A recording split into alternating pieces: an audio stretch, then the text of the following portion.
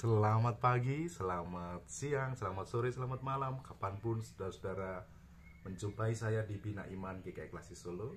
Kita bersama-sama akan merenungkan sabdanya. Mari kita mohon penyertaan Tuhan, kita berdoa bersama.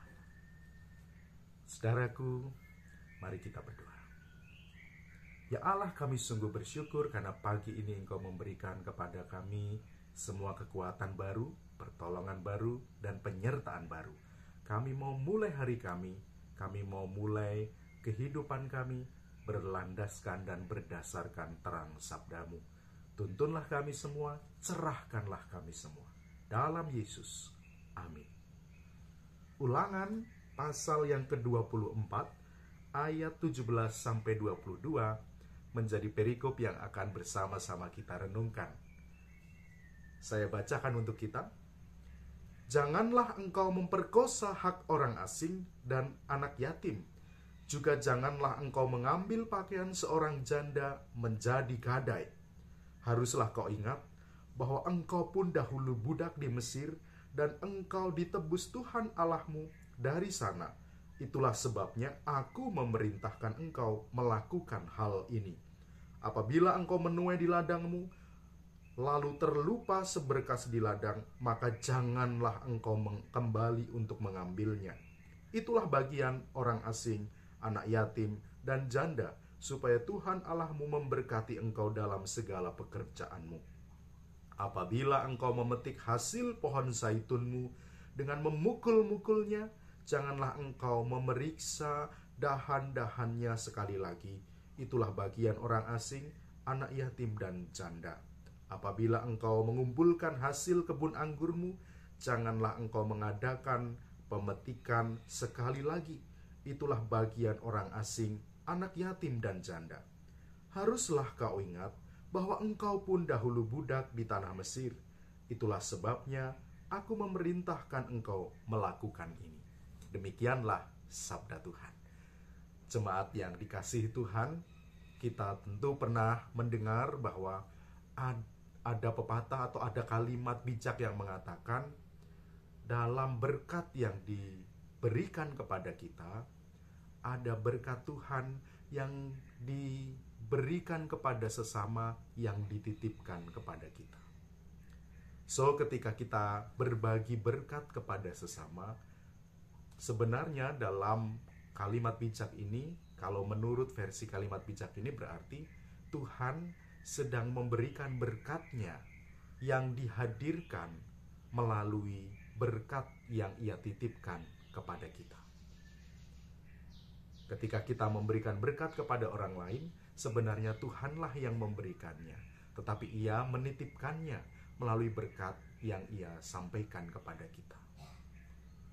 Kalimat bijak ini juga mengajak kita untuk melihat bahwa dalam sepanjang kehidupan kita tidak hanya perlu mencukupkan diri dan mengamankan diri sendiri atau membuat secure diri sendiri dan keluarga dan kebutuhan kita, tetapi kita juga dipanggil untuk memiliki kepedulian, untuk peduli dan membuat pihak lain, sesama orang lain juga merasa secure, merasa aman atas hidupnya, atas penghidupannya, atas makanan yang mesti ia peroleh pada hari ini, dan seterusnya.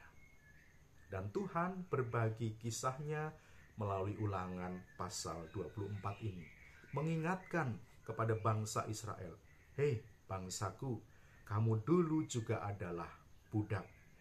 Sebagai budak kamu pun hidup dari belas kasihan majikanmu atau orang yang menjadikanmu sebagai budak, atau tuanmu yang mempekerjakanmu.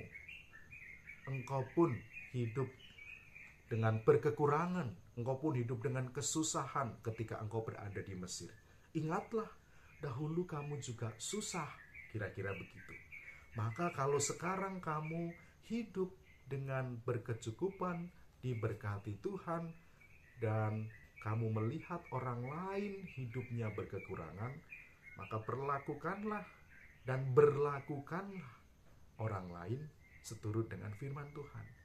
Berikanlah bagiannya, Jangan kau renggut semua, jangan kau ambil semua berkat yang ada.